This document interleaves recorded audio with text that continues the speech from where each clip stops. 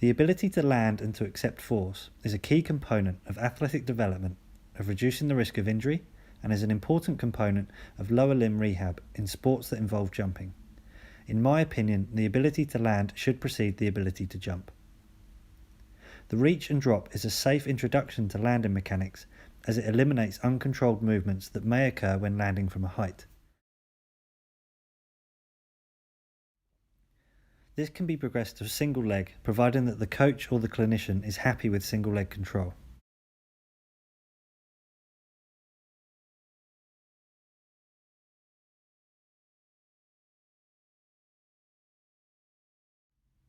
Adding a medicine ball to the exercises increases the acceleration and therefore increases the demands on deceleration.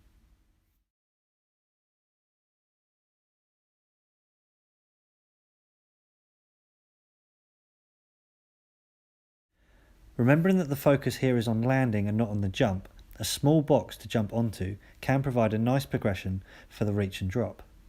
Jumping onto a box encourages the athlete to land in a flexed position, and this helps with the absorption of the forces through the active structures such as the muscles and the tendons, rather than a stiff landing and shock absorption through the joints.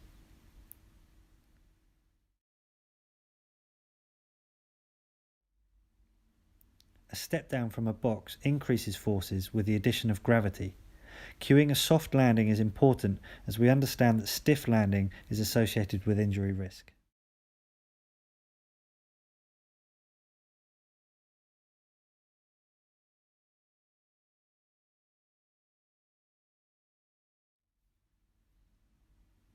A lunge is a good way to progress single leg deceleration.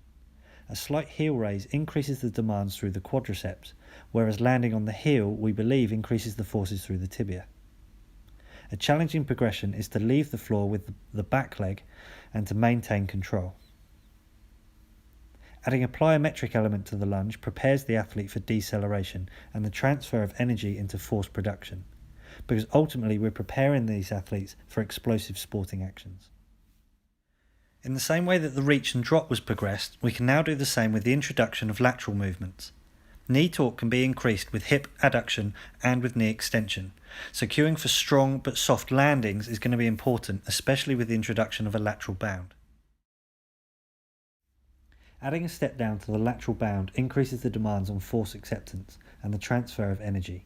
Again, monitor hip and knee position and regress if the athlete is unable to control. From sagittal plane to frontal plane, the next plane to challenge is the transverse plane, adding a mid-air rotation to make the landing a little bit more unpredictable.